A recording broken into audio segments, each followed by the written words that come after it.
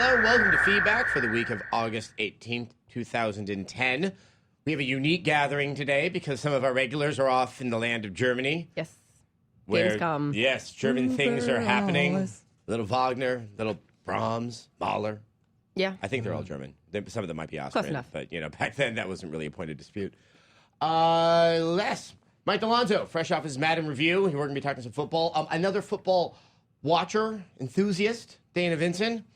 Abby Heppy, who lived in a land where people were into football. Yes. And I'm from the Bay Still Area, live in that and one. there was a point in the 80s into the 90s where football was a wonderful, glorious thing. And then we got two teams, and then it somehow wasn't as glorious. And then LA has none, and so I feel more kind of at peace here. Yeah. Because, I don't have to have any loyalties. I can just watch whatever game is on. And I feel out of place. You feel out of place? Well, there's no You're football. the Steelers fan. Yes. You're the Eagles fan. I am. Also Eagles, Eagles. which I learned from them yesterday that they were once combined to be the Steagles. Yeah, Yes. World War II. During World War II.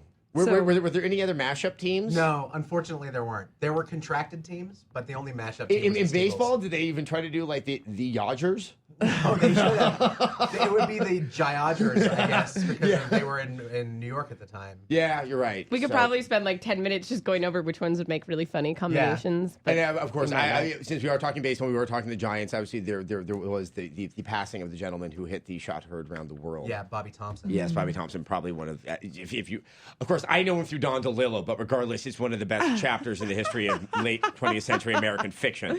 So, anyway. Let's It just was, talk it was about good to that. have you there, Bobby. Let's talk a little bit about games. I know that Gamescom is kind of going on for those who are watching this right now. We're going to wait until everything comes out of it and Yes. kind of mash it together into a kind of one of them German stews that they put over fried cutlets of meat. That'll And happen next week. sausage. Like a Schnitzel. A schnitzel. Yeah, schnitzel. Remember, we had Something like schnitzel that. 2 years ago in yeah, Leipzig. we did. I think we only ate German food one night, and then it was so heavy that we all just Yeah. kind of was like, oh, God, what else is there? Leipzig, which is now in Cologne. But really, if you ever go to Leipzig, what you are treated to is City 17. It is without a doubt the closest replication to Absolutely. to and Half-Life 2. Amazing underground goth clubs and absinthe bars. And, And it was. ridiculous shots made of cranberry juice and Tabasco sauce. Oh, don't make Yeah. me remember. I remember that. I don't think I can ever forget that. Man, Germany sounds great. It is. Yeah. It's just, But we're all except Just for ask Leipzig. Poland. Yeah. Never been there. Jeez. So there was still quite a bit of news that happened in the past week. Yeah, it was This is exciting. not the time of year where that would happen. Yay, Irrational Games, Ken Levine, they have Announced something. BioShock Infinite, which is there's a trailer out now. It's on the website. Anybody can go see. If you haven't seen it by now, you're missing out because it's really awesome. It's glorious. Yeah, it's really fantastic. And the most surprising thing is that it looks light and not, I wouldn't say Airy. cheery, airy more than cheery. And it takes place in the sky. But well, what? Laugh at me. Up in Laugh the at me. no, it was just funny how you said that. You're like, And it takes place in the sky. It's like Well- it's like Up, but with a serious trying to make it dramatic. socio-political overtone. Yeah, with Yeah. a sense of some kind of strange sort of like, Uber agenda for the white man, Yeah. kind of there. You see the American flags, you get the sense that there's something unpleasant happening He up does. there. He does like taking on different parts of American history in a truly warped way. Or American ideology. Now, the thing Yeah. is that it's not clear, I don't think, if this is supposed to be direct or it takes place in a time period prior to that of BioShock 1 and Yeah. BioShock 2, but it's unclear if it somehow feeds into that. We do see the little model of the Big Daddy at the beginning, but I can't tell if that's kind of just a tease for the audience. Yeah, it doesn't really show much in terms of what you're actually going to be up against, and not even necessarily really what the story is to some extent. no, There's all we also- know is that it's in the sky. Yeah. There's also Skyshock. yeah, exactly. There's also a theory floating around the office that the gentleman on the balcony may in fact be a younger Andrew Ryan. Okay. He's the one one that's who's listening lecturing. to Susan. Well, Yeah. and then Matt Kyle, he made an astute point that the young lady that we see kind of snatched away by the big metal gloved hand, that could be seen as a fully grown up little sister. Yeah. Oh. And then we couldn't help but postulate. It's horrible to try to postulate spoilers for a game that's coming out in 2010, but what if Columbia, the city in that game, at the end of it, crashes into the ocean? No. Yeah. Oh, you went there. I decided to go there.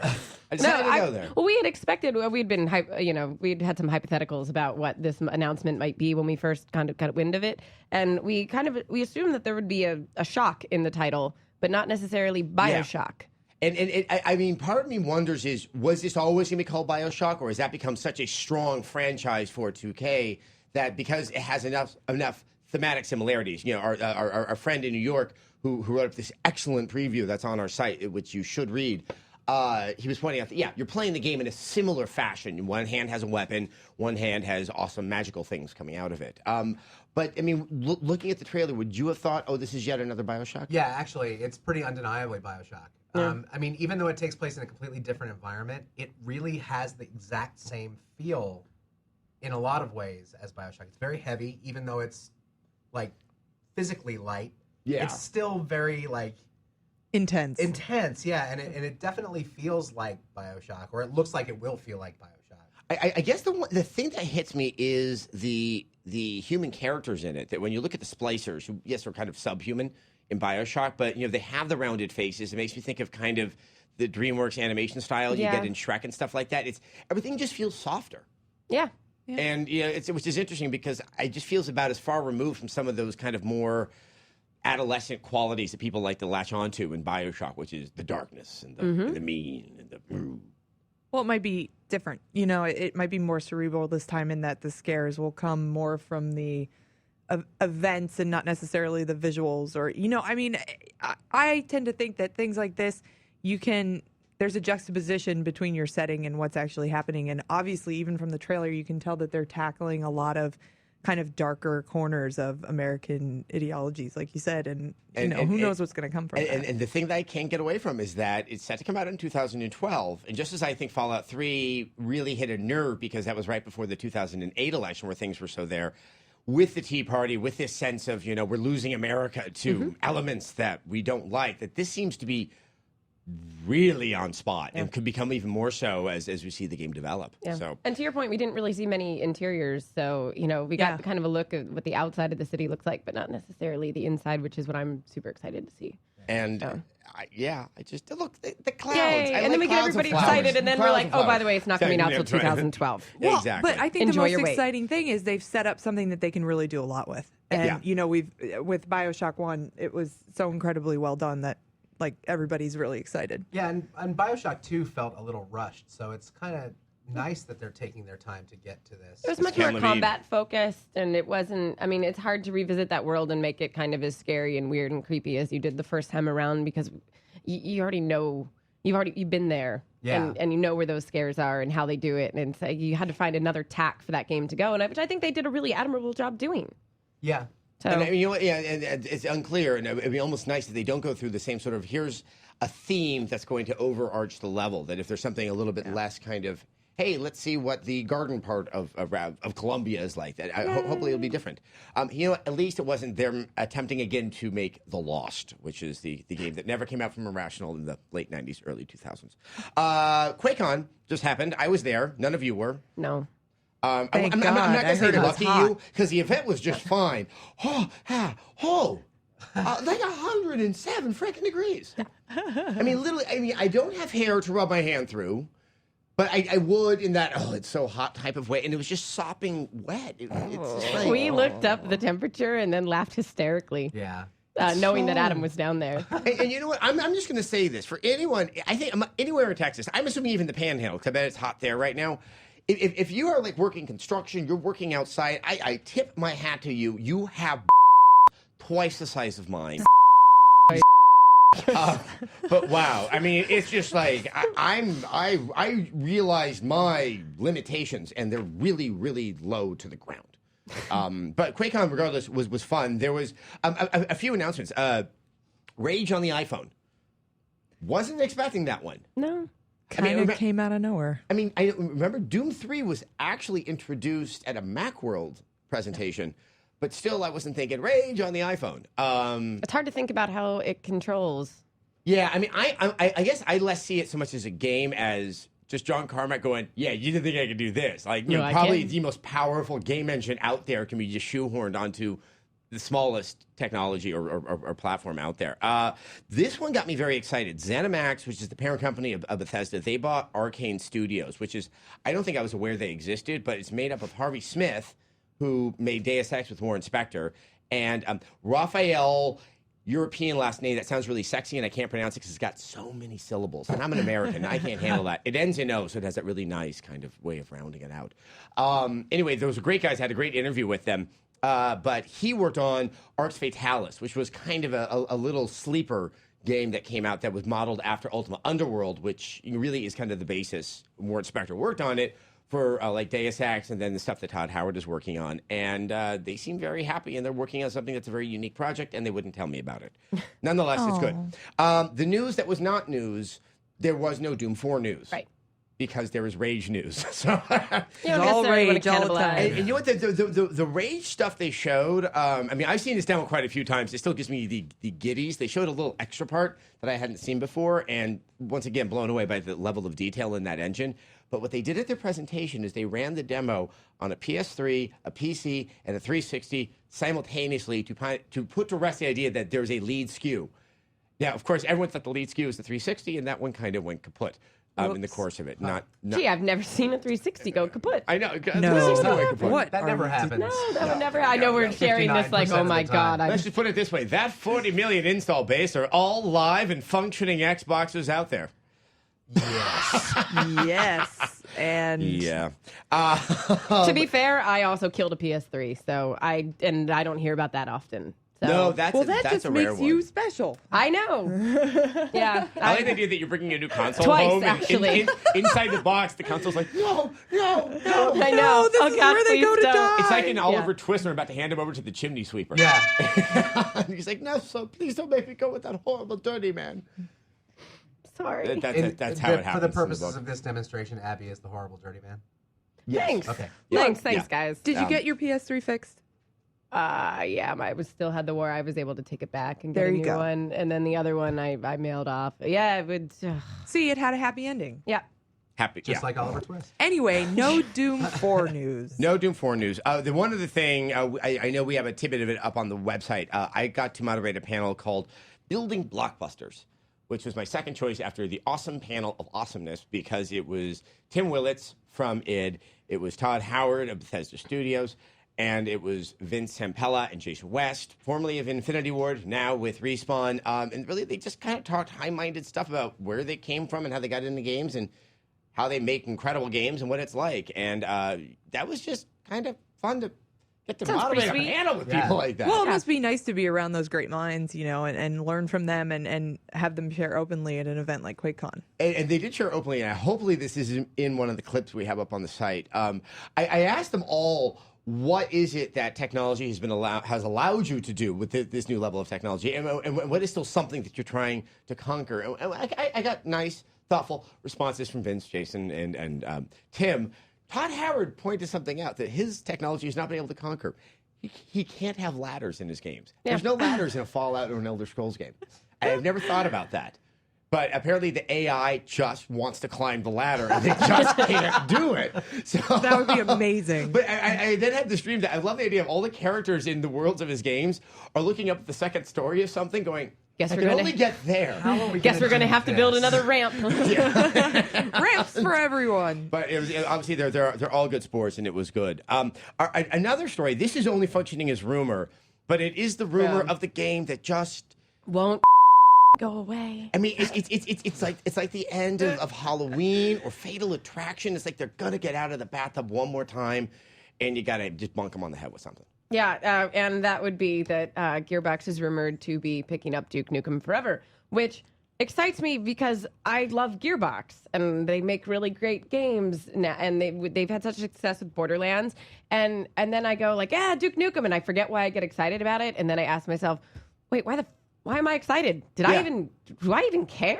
It's one of those things. Like, not does anybody care, but people have built themselves up to such a frenzy about this game. But do they really want it? Well, I mean, Do we only care because like it's the become Loch such a Ness joke Monster. now? Yeah. right, but It doesn't exist, but I want definitive proof. I mean, we need to get over that. It's like Y2K a little bit, yeah, a little bit. in Wow. that there's this huge buildup, and then it's either going to happen or it's not. But I don't then think we'll people have an remember answer. why they care. But wouldn't you rather hear that Gearbox is working on some significant new IP or Borderlands 2 or Well, Yeah. something it's like not that? like, it's not like that they're taking it from scratch. The idea is that they're taking what 3D Realms has been working on and they're going to just finish it. They're going to get all of it together. Now, to be fair, Randy Pitchford and a lot of the guys over there are ex-3D Realms guys, and they're all part of the Dallas shooter community, so they actually probably have a fair amount of knowledge of this project. Once again, if this is true, this is about as far into allegedly as That's great. I hope it comes out so we just never have to. It just never has to come up again. But it also kind of makes you wonder how far along are they? Because they've been talking forever about, we're getting closer, but if they're going to give it to another studio, are they going to have to uproot the whole thing and do it again? Or no, I don't think they're going to do it again. But I mean, it's like the Jews in the desert, and that maybe it's like Moses is like, I'm tired. Go with Abraham over there. He will get you to the promised land. It's like only maybe 2 more miles away. That's how I'm seeing it. Well, I think for a lot of the... just compare George Broussard to Moses. I'm just going to point that out now. Going back to you guys. No, I think for a lot of them, since they are ex-3D Realms guys, it's probably a passion project for them, and it's something that they want to see get completed. And a lot of times in development, these games will hang out, not really a lot is going on with them, and then massive changes will come, and you have to deal with those. And so it takes years and years and years to develop a game. And I do think there are a lot of people out there who are excited about Duke Nukem, and they really want to see it get made. So. I would just want to make it so that people shut the up. I know, but people keep talking about it because they care. I think the interesting thing is that I did this in a soapbox, is that the character. Now, I think why I've had a personal fascination with Duke Nukem forever is that when I started on GameSpot TV in 1998, that was within a month or two of the announcement of the game. And so it was this really big deal. Everyone was talking about it. And then, I moved on. And it's just been this thing that's been following. I'm not really sure why it was that one in particular. I don't even know who. Because the character is it's not even of the era that Duke Nukem was made in. It really is based on Schwarzenegger and bad Schwarzenegger, like raw deal Schwarzenegger, what's the one with Jim Belushi? Dead Heat. Red Heat. No, Dead Heat's the one where Joe Piscopo is a zombie.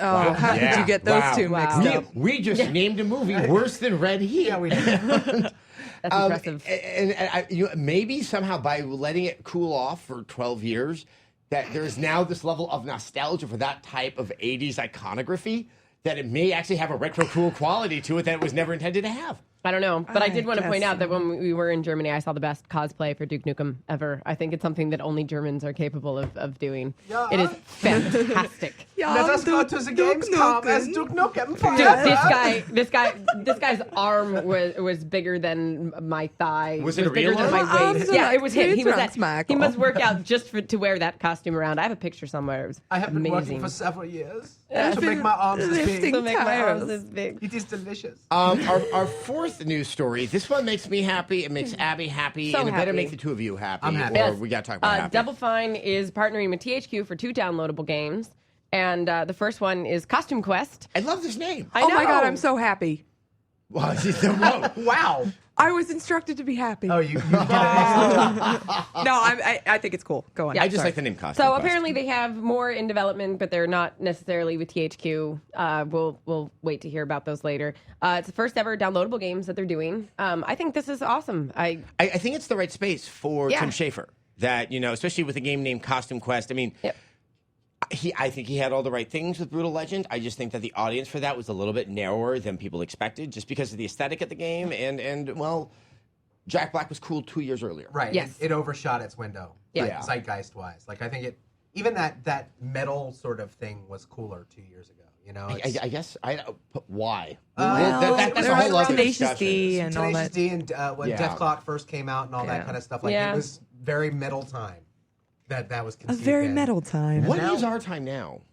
Don't know. say it's like a Emo. Bell and Sebastian time, because I don't like that. It should be a Bell and I Sebastian love Bell and time. Sebastian. Every bar should be a Bell and come Sebastian dance on, club. Adam. Really? Everybody would look like a Peanuts character all night long. Yeah, it makes So- me just go on. Anyway, it's called an adventure RPG set on Halloween night, which But it sounds like a Disney DS game, It doesn't does. it? No. That's it. no. Something silly this way comes. Yes, exactly. I mean, I think developers talk all the time about how the downloadable space is giving them the ability to kind of experiment a little bit more and maybe release a title that, only appeals to a small audience. And it I think with Brutal Legend, it was really good, but the audience was super small. And when you throw, that many resources and that much money behind a title, you want it to do well and appeal to a lot of people. But when you make a downloadable game, you have a little bit more freedom. And there's a ton of great concepts that just don't work well on a full-scale game level. They're That's just right. good for short, sure. Yeah, I mean, and oddly enough, one of the former colleagues of Tim Schafer. Who would have guessed? Look at that. Yeah, so that's that news. The other news, and I'm actually also very excited about this one, is that Call of Duty Black Ops Prestige Edition is going to ship with, it's so ridiculous. It's an RC spy car, and it has a camera that sends back video and audio. Seriously, to the controller. It's a remote control Wait, car. I think you buried the lead. It also has a bomb strapped to it. Well, not a real one. I left that In the out game- because I in the don't want game, it anybody has in a the bomb. in the game. It has a bomb. No, it doesn't I know. have the actual No, car. I'm pretty No, sure I it want it to doesn't. come with an actual I just wanted to bomb. inform- I'm incensed that it's not an actual bomb. I mean, Dragon Age just came with a dagger. I'm wondering when they're going to start handing out machine guns. to Oh, people. no. Yeah, for the original is Manhunt, Switzerland. Rockstar sent barbed wire garrots. Perfect. Yeah. really? I just wanted to inform Adam that I'm going to be attending all future X-Play meetings via RC car. I just like. Okay, I wanted to just allow for the sense that yes, this is what our top spec ops guys were using during the Cold War. Okay. Small Because our top radio-controlled spec cars. ops guys were Chevy Chase. Adam Aykroyd. understands half of this story because he knows that Matt Kyle, when my cat was missing, and I searched using the night vision goggles that came with Modern Warfare 2. But when we had I had the movers coming into my apartment, and the guy sees the glasses, and he used to be like Israeli military, and he was like, oh, came over and looked at him. He's like, "There's no depth. This isn't what we would use in the field." Like, they were like, "Well, they came with a game It's for." kind of I mean, plastic. They it's came kind with of a video plastic, game?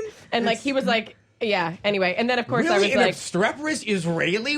Get out of well, the here! funny is he's lugging like a bag of clothes, and I'm like, it's kind of like carrying a body. He's like, it's nothing like carrying a body. Have you ever carried one? It's so heavy. And I'm just like, oh my God, okay, we're good. I'm not going to talk about any of that anymore. Did you see that episode of Jersey Shore? Yeah. That's what I would have changed the subject really quick. seriously. Yeah. So anyway, it's probably the most ridiculous thing that has ever come out with Also, a... though, that makes me think that Dead Rising 2 should ship with a dead body.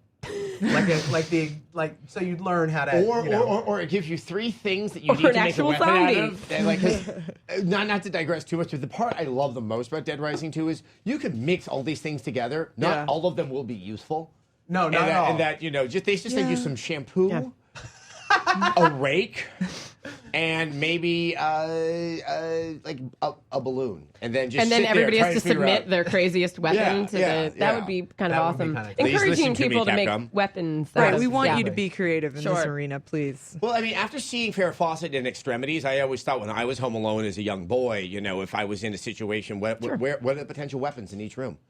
Remember, she uses the bug spray to take out scene. No. Oh, I've totally I'm used so a lighter. freaking and- old, Mike. This is so bad. Someone has a birthday. So Black Ops was this actually is a follow up on some stuff we were talking about the trailer from last week. We're also following up on one other story that we thought was interesting, but Yeah, a but it little bit wasn't specious. true, really. Well, sort of. We were talking about Connect, and there was a patent filed that it would be able to understand sign language. I think visually read. Yeah, visually read sign language. Not really. It looked like it was a patent that they filed. And, because they file a lot of things for use in the future, it's not coming out with Connect this fall. We got all excited. It's Hopefully not there. they're filing a patent for fun because one day it will be that as well. Well, Yeah. Oh. It said, Microsoft filed lots of patent applications to protect our intellectual property, not all of which are brought to market right away. Although that kind of gives hope, doesn't it? Connect is shipping this holiday will not support sign Okay, language. I know that was a below the belt blow, but I just No, once again it's to funny. illustrate that the sign language thing, and it was exciting, and I think that there's that potential there. But every time we're talking about Connect, it's the non-game applications that seem to have the most viability. Yeah. I mean, don't it's know. I mean, I played some Connect at E3, and I thought it was pretty fun. What did you play? Dance Central? Okay, but see, okay. And I'm not a dance kind of guy, obviously. But After a few drinks at a party, everybody's a dance guy. Yeah. No, Dance Central. Now, I wouldn't buy Connect just for Dance Central, but Dance Central is something that does strike me. If I was 10 years younger, had more friends. I know it's like literally like I wish it was Or there unashamed when I was in the single. privacy of your and- own home. We have to get simple Adam a and dog. whimsical. just a dog that you squeeze its belly and it goes, "Hi, you're good." Like that's like a Everything's dog okay. toy. Squeak. I just watched Don Johnson's A Boy Can and we His interest Dog. you in I a want that remote dog. control car? Yeah. You can just drive it over to your friends' houses. Yeah. I'm not going anywhere. And watch them play dance. so- Can you put a beer I- on that and send it back? Yeah, thank you. I think that it's exciting to see this new technology, and at first we're going to see it applied strictly to entertainment, but then after that, there really aren't a lot of limits on where it could go, and this could be very useful in academia or, I would like to think, because of the fact that you have to stand up, it does change that. I really thought there was something there in terms of, just therapy for Yeah. people who have disabilities. I know there's some people that are working on stuff like that for the Wii to deal with Parkinson's. Yeah. But I do think there are medical applications. And boy, wouldn't it be nice of the game industry to prove itself as useful outside of the Well, it's realm not of going to cure entertainment. cancer like the PS3. PS3, yeah. Oh, remember those days of the Yep. cyber world? Yes. Those were great days. It was like when Cancer. Reagan gave the Morning in America speech. And he looked so well into the camera. I would turn around like, where is this beautiful thing you're looking at It's there, right Ronnie? over your shoulder that you can't see. I'm aiming for 3 more 80s references before this episode is All over. right. Okay? If you watched a little closer, you would have seen someone taking a shot at it. I don't know. I was not going to go into assassination jokes. Yeah. Nope. That's that. I still have Jodie that special. Foster. No. That's my assassination joke. Oh, I thought that was your 80s reference. No. She'd be much better as a 70s reference. Yeah. Rainbow Carney. Bright. Tilt. Carney and Tilt. Yeah. Little Darlings. Little that was Darlings, 1980 there you exactly. go. We Hey, have so all of Madden for you to make football. obscure sports references. Yeah, that's what I'm about to say. Madden NFL 11. That is our game of the week. Mike Delonto, you reviewed it. I did. This is a game that I thought this might be the first Madden that seems to be wanting me to play it.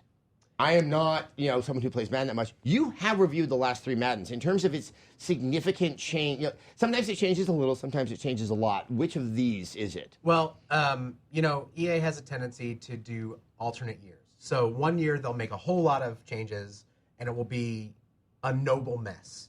And then the next year they'll sort of refine those changes and kind of not make a lot of new changes. This is one of those years. Their goal for this particular iteration of Madden was to simplify things. It's all over their marketing to make it quicker and simpler and easier to use and more fun, less cutscenes, less time, less duration for games. And so to that end, they've simplified things. They've removed over the last couple of years some of the worst decisions they've ever made.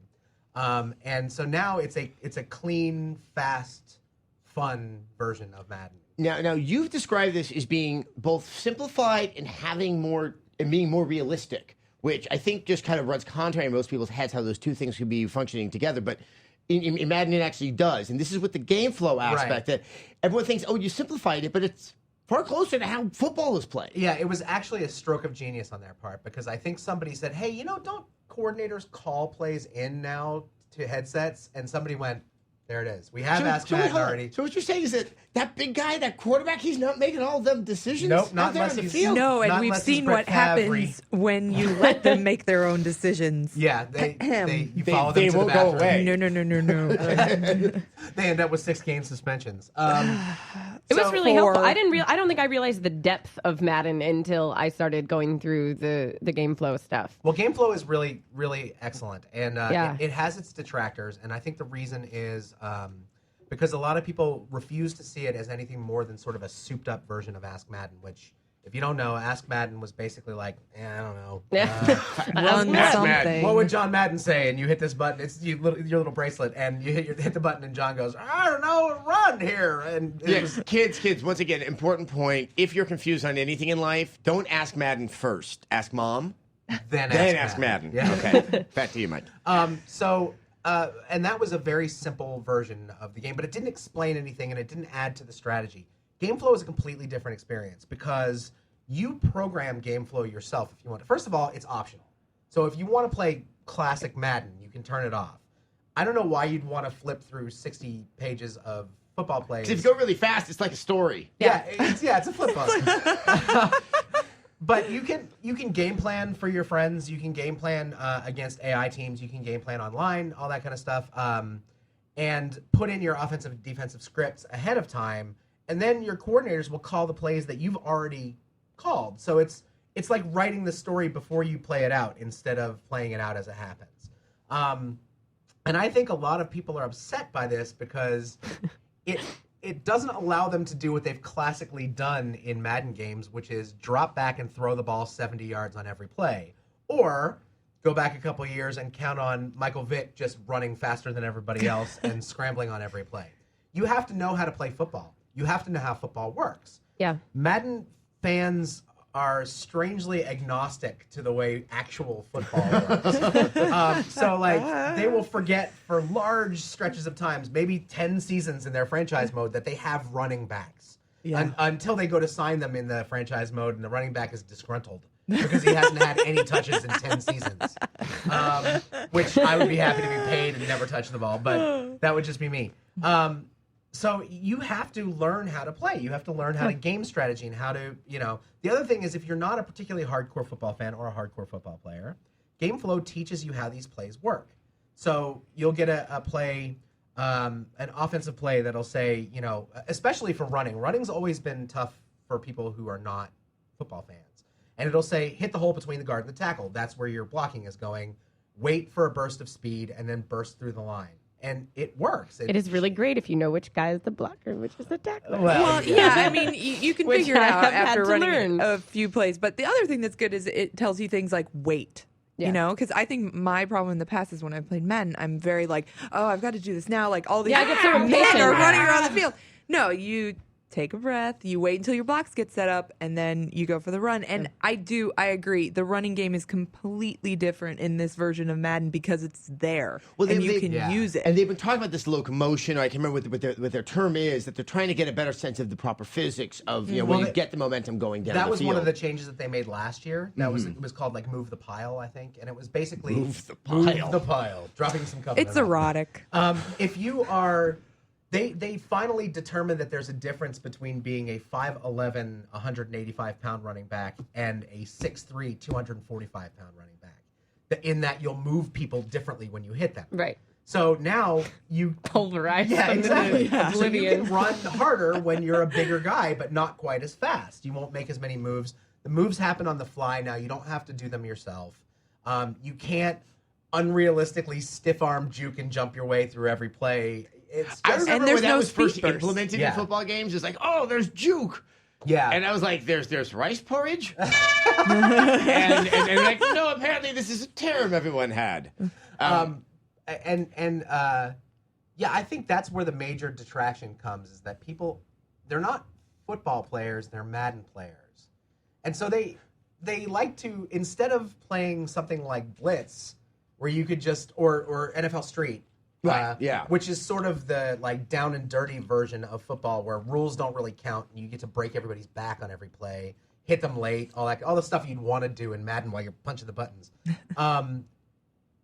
They want to play Madden to kind of game up players and live vicariously through them in real life. So if I'm like an Eagles fan, I would want to play 10 weeks before the season starts or however long the game is released before the season starts and be like, see, I ran up 7,000 yards passing with Kevin Cobb. Why can't they? He should be able to do this. All of our attributes are the same as programmed. It is so funny. It is a masculine thing to watch sports and claim from the couch, I could have done that. Yeah.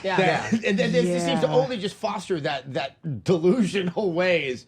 We're just sedentary with beer in hand going, It is a very ridiculous thing to make that claim because those things are not easy to Well, do. and I think another, to your point about how there are Madden fans and then there are guys who like to play football, I think it's hard because football is not an easy sport to just pick up. You know, Right. like No. you can. It's not soccer. No, Soccer, kickball, goal. Yeah. you can watch a lot of games and you get the rules and the terminology Yeah. and most of the positions and stuff like that. I don't call it a home run when they kick it through the, Right, I've seen exactly. people do that, though. It's scary. Yes, it is. My favorite, to your point, my favorite thing is when somebody's watching football for the first time and they don't realize that there's a difference between an angle above the field and on the field. Oh, yeah. That they go, why do they run towards all those guys? That's like the first question everybody has. Like, why don't you run away from them? They're trying. They're trying to do that. So I think people are hesitant to admit that maybe like they would know a screen pass if they saw one, but they really don't know the intricacies Yeah, it's of tough. that.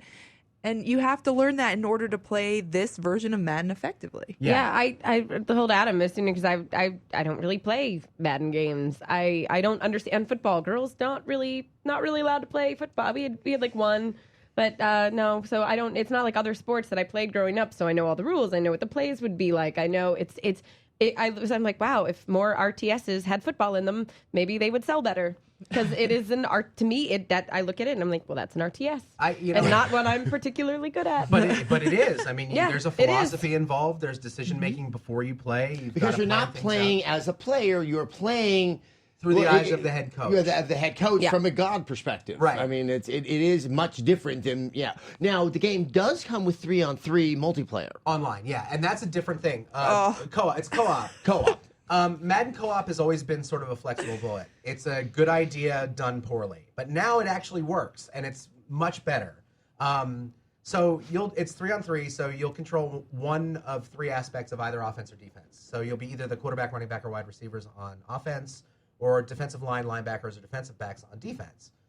Again, this means that if I know you're going to throw the ball deep every time and I'm playing defensive backs, all I have to do is guard the deep ball, and you have to come up with a different way to play the game. Oh, no. Yeah. On the fly? And the funny thing was when I was reviewing the game and the servers were up for like a day or so that certain public and certain press people could play, as soon as they realized that, they quit. Wait, mid-game? Mid-game. This was a notorious problem on the Dreamcast. That the first online football game was. This is a notorious problem in almost every NFL game yeah. online. But I remember no one ever thought this would happen, and the minute you start losing, people would just yank it out the court. Mike, is there any sort of reciprocity? Like, I know, like, there's a few games that have taken steps that, like, either crediting you for the win and other stuff. Did they do anything if everybody else quits out, or is that just game over? No, you just take over the captainship. So on offense, it's the quarterback, and on defense, it's linebacking. And it AIs the other parts of the game for you. So you actually kind of get better because your AI is going to be mostly better than... Your AI is going to be better than whoever you're playing with. Whoever was like, I'm going home. I'm taking my toys with me. Because the key is you've got to talk to each other. And if you're not communicating, playing those three positions, either on offense or defense, you're sunk. It's like Left 4 Dead. I can do Yeah. that. No. I want Mike on my team. It's like life. Oh, yeah, right. Yeah, I guess we don't always have to compare things to video games. All right, well, Mike, thank you so much for your assessment of Madden NFL 11. Maybe we'll bring you on for one of them NBA games and one of them I NHLs. like the basketball, too, and the hockey. But you're going to get Philly sports and all the capture from here on out. Well, not for baseball. No, I'll be... Or basketball. That's true. You're quite an avid Lakers fan. I am quite an avid. Because Wow. the Lakers are winners. And you have to back one team that You're wins, not from right? the same part of the country I am. I am, actually. I know, but now you're not. Let's go to our question of the week. This is from JTHM Rocks. JTHM standing for... You got it this time, Johnny, remember the it. homicidal maniac. Yes! You got it. Yes. Johnny or Nailed Jimmy? it. Jamie? What? Jimmy? Johnny. Jerusalem, the Jerome. homicidal maniac. Johnny. Jerome. Jerome. I don't know. Anyway, at GamesCon, which we now believe to be GDC Europe, which is actually the days prior Right. to It's just, they're GamesCon. kind of tacked together, sort of. Yeah, David Cage likened game stories to porn, on which you are given a quick scene for the flimsy story or a CGI cutscene, followed by 30 sex scenes or gameplay sequences. While there are some notable exceptions, Half-Life and Heavy Rain come to mind, I believe this is a fair assessment of the way developers handle stories in their games. Do you believe in what Cage is saying, and what do you think the industry can do to merge the story in with the gameplay better? I don't know if it's changing. I don't know if I agree with. Okay, I think David Cage is kind of a cranky pants. Yeah. He's French. And he has kind of mentioned his disdain for most of the games out Yes. there. Johnny the Homicidal Maniac, the last thing I need to do is take umbrage with someone with that name. No, he just likes him. He's not. I think there's this current infatuation with him because Heavy Rain was so remarkable. I admire his game, but I take a lot of what he says with a grain of He also had a lot of salt. plot holes. Yeah, that's the other thing, is that this guy, while creating interesting game narrative in the moment, could not construct it in the entirety of a game. But at the same time, I feel that you could have said this 5 years ago quite legitimately, but I don't feel it's I the don't same. feel it's the same way now. Like, I think we've seen a lot of games recently that tell great stories and through dialogue choices, everything that's been coming out of BioWare, Mass Effect. I thought did a great job of it. And then you get even to game like the game that I thought of when he said CGI cutscenes that I played this year was Bayonetta. And I loved those. It was like a reward for finishing each level. I'm like, now this is going to be hilarious and super weird. And not make any sense. But it's awesome. It didn't matter because it sort of told a story, but you didn't feel like, oh, I'm missing out on the plot here. Yeah. It's like, Yeah. what? I think people complain on? On both sides of the issue. You know, they'll either complain that there's not enough story and it's just flimsy, or they'll complain that there's too much story and all they really want to do I is play used the to say game. that. I used to say, if you want a story, go read a book. I've changed that because I think that people have finally gotten a good grasp of what's unique to games and sort of in terms of storytelling. That 10, 12 hours is not the usual time frame for anything cinematic. I would say books would tend to be much longer than that. Comic books, maybe like kind of a 12-issue run. We're getting to something Right. that's similar. But it's a matter of taste. I mean, some people can't stand Kojima games, right? And there's a lot of story involved in those games, and story that doesn't make a lick of sense. But it's there if you. I mean, not If all you want stories it. are going to be good. It's plenty. And then of you have a game that tells a great story all the way through and then kind of blows it at the end, like Fallout 3, where a lot of people were really disappointed in that in the initial ending to it before all the DLC stuff kind of filtered in. But then there's also the storytelling. But I like love Half-Life. everything through there. Yeah. Half-Life and BioShock, definitely a Half-Life where. Or They Limbo. just engage you on the Limbo way being through, best, is where that it's it's just out being- implying yeah. the story, so it becomes more experiential. I guess the one thing I find interesting is that he compares them to porn. I know that there's a shock value in picking something that is supposed to be kind of non-art and denigrated, but the ostensible purpose of porn is for this Tell kind us of... what the ostensible purpose of porn is, Adam. Yes, okay. The non-physical ostensible purpose of porn is this idea that you're supposed to be kind of imposing your own self into what is happening on screen because it is a situation that one is rarely, if ever, afforded. Yes. If I need to Correct. explain that anymore, then clearly... penthouse. Yeah, Please don't. Well, HR's over there. yeah, they're right. if this is truly somebody who claims not to like gaming, then perhaps this is a way for him to distance himself from gaming.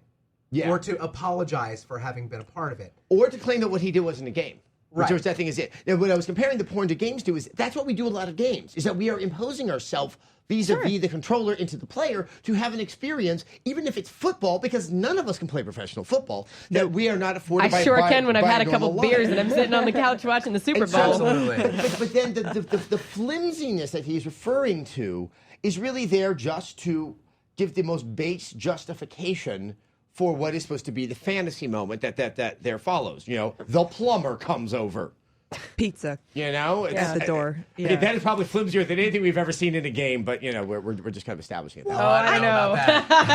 That's pretty bad. Yeah. I think it's just we're sort of like if he had made this comment 5 years ago, I think it would have had some validity to it. But I really think we're getting past that point because I think everybody was making this comment 5 years ago. The more I think about it, I mean, good storytellers are going to tell good stories no matter what medium they choose to use, and I think that more good storytellers are now being drawn to making games because they see the technology, they see the potential, and they want to be a part of that. And so I think we're going to get more, sort of inclusive experiences. Like, I'm a huge fan of Red Dead Redemption, and I was really impressed with the story. And I know not everyone would agree with me, but I felt like it was like a playable Sam Peckinpah movie. Like, Oh, it yeah. was There's a lot of really amazing. good writers in this industry. Well, and even and not only that, but now that there's money in this industry in buckets, a lot of writers are being pulled from other mediums. Right.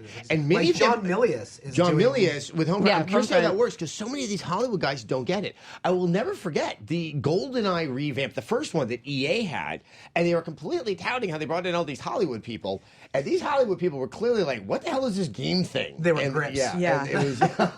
Well, and now you've got kids that are growing up saying, I want to write video games, not I want to write films or I want to write books, but like I want to be a game writer. And so you're going to get their inherent understanding of how they work. To take that even a step further, I have a literary manager, and a lot of his clients are now getting jobs either going in and pitching game scripts or doctoring game scripts, like going in after the fact and writing. So we finally got our Robert Towns. Yeah, yeah.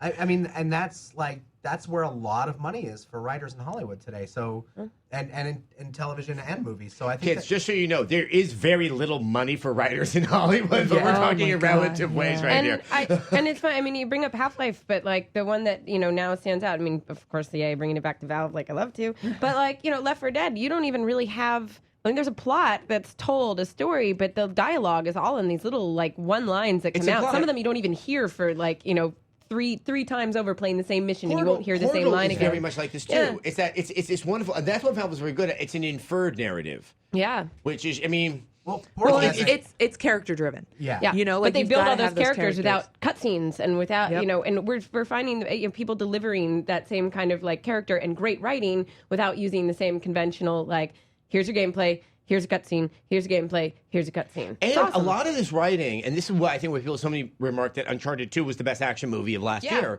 is that they are not beholden to the same just kind of nitpicking from studio execs that really probably couldn't find their ass with a map if they were challenged to do so, because they just wanted to meet that kind of standardized, like, okay, this is what everyone likes, but actually no one likes it. But they kept everything flowing throughout. You know, That train sequence and something else might have been a cutscene, but they found a way to make this incredible tech that made that work. And you were telling a story awesome. inside of your own action. I Yeah. mean, that's the thing. Yeah. When you become the storyteller along with whoever is writing it, that's what games are so unique And it was about. smart too. Yeah, which it's- was a There's real so treat. much more smart in games than I've seen in at least most mainstream movies. And it's because the technology is catching up with it, so they can do the storytelling and have an action at the same time, which is nice. I think it's also because they've realized that you can't write a game in the way that you write a standard 3-act story structure. Exactly. That the second act is so much bigger than either the first or the third act that you've got to play mini 3-act structures within the course. And the of ending that. gets done if they actually budget out for the end. Yeah, exactly.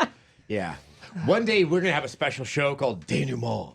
A show called "Did I You wanna Play do the it- End I of wanna This write Game?" a game called Denouement where it's like immediately after the climactic event happens and everybody just picks up the pieces. For Actually, 10 I have an hours. idea for a screenplay. Like, hey, that's wasn't that cool We'll when talk it offline. Anyway, with that denouement, we're going to close down this feedback. We will be back next week with people maybe fresh from Germany. Perhaps they smell of bratwurst or beer. That's not what I smelled in Germany. No, what I I smelled don't was, want to. It was once horrible. again, to the nations of Central Europe, buy some soap. We'll talk next week.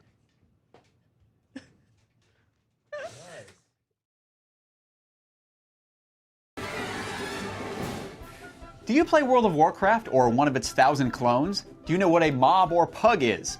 Then you'll want to make sure to check out the MMO Report. It gives you all the massively multiplayer online news you could want in a neat little package named Casey Schreiner. Check out all new episodes every Thursday over at g4tv.com/MMO. You're welcome.